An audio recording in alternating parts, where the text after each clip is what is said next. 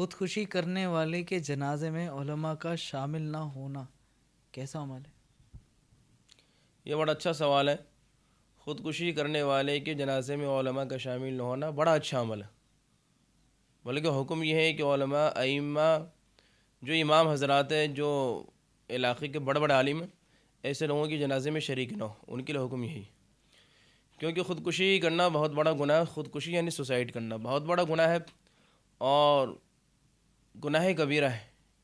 اللہ کے رسول صلی اللہ علیہ وسلم کی حدیث ہے کہ جس شخص نے خودکشی کی، قیامت تک اس کے ساتھ وہی معاملہ ہوتا رہے گا۔ جو انسان جس طرح خودکشی کرے کہ انسان زہر کھا کے خودکشی کر لے، پھندے پہ لٹک جائے یا کوئی انسان کود جائے، تو قیامت تک اس کے ساتھ ہی سلسلہ چلتا رہے گا مرنے کے بعد، کہ اس کی روح لوٹ کے آئے گی، اس جان میں جان آئے گی اور انسان زندہ ہوگا اور پھر قیامت تک یہ سلسلہ چلتا رہے گا۔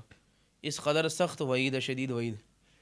لوگ گھبرا جاتے ہیں۔ ایک پیغام بھی دینا چاہتا ہوں ان لوگوں کو جو لوگ خودکشی کرتے ہیں، زندگی یہی نہیں ہے۔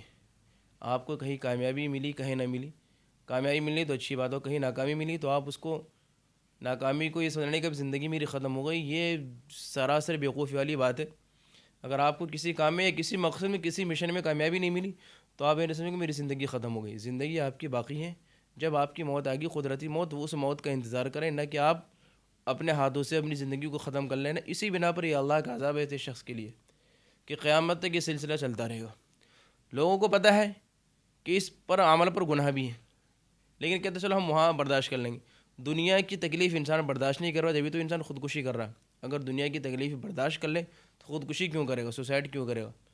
دنیا کی تکلیف، دنیا میں راحت کے لیے، دنیا کی پریشانی سے گھبرا کر کے، دنیا کے جھمیلوں سے، الجھنوں سے گھبرا کر کے، یا گھریلو ٹینشن، گھریلو الجھنوں سے، میاں بیوی کا آپس کی لڑائیاں ہوتی، اختلافات ہوتے ہیں اور کوئی ایک فریق چاہے شوہر یا بیوی ہو خودکشی کر لیتے، یہ نہیں سوچتے خودکشی کرنے سے کتنا نقصان ہے۔